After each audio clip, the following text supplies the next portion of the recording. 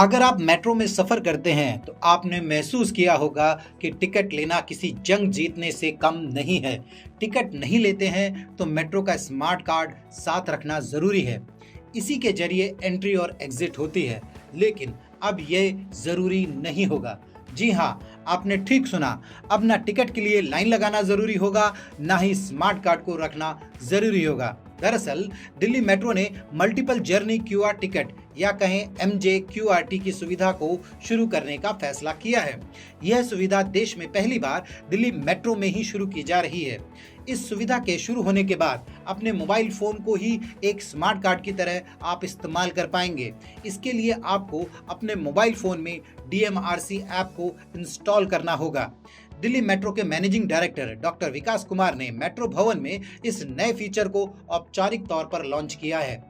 Metro यात्री इस सुविधा का लाभ पाने के लिए अपने मोबाइल फोन का इस्तेमाल कर सकते हैं।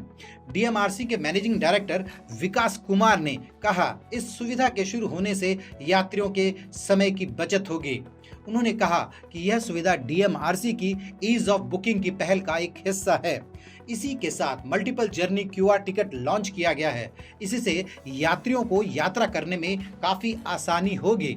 इस सुविधा के शुरू होने से अब यात्रियों को कस्टमर केयर काउंटर या टिकट वेंडिंग मशीनों के सामने लंबी लाइन में इंतजार नहीं करना पड़ेगा।